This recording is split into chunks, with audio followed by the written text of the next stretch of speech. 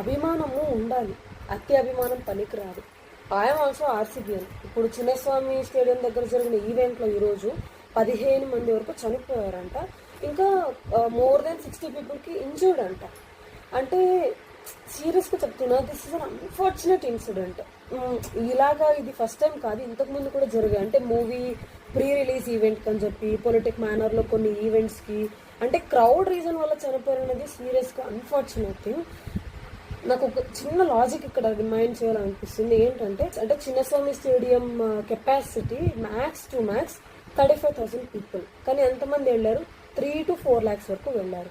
అసలు అవసరమా అంత క్రౌడ్లో కొంతమంది చూస్తే పైన చెట్టెక్కి కొమ్ముల మీద కూర్చున్నారు. ఓరు నాయన, నువ్వు కింద పడ్డావు అనుకో, నువ్వు పడ్డం కాదు, ఇంకో 5 మంది దొబ్బుతారు. అసలు ప్రాణాలకు మించింది ఏముంది మీకు? నాకు అర్థం కావట్లేదు. ఫ్యామిలీస్ వాళ్ళ చిన్న చిన్న పిల్లలు తీసుకొస్తున్నారు ఈవెంట్కి. అసలు ఎంత డేంజరస్ అనుకున్నారు క్రౌడ్లో. అందరికీ ఉంటుంది అభిమానం, మాకు కూడా అభిమానం ఉంది, నేను కూడా ఆర్సీబీ లేదని చెప్పట్లేదు. ఈవెంట్ ఎంజాయ్ చేయండి, ఇంట్లో కూర్చొని టెలివిజన్లో కూడా చూడొచ్చు కదా. ఎవరైతే ఇప్పుడు ఆ ఫ్యామిలీస్ ఎవరెవరైతే చనిపోయారో వాళ్ళకి ఇది చాలా సెన్సిటివ్ మ్యాటర్.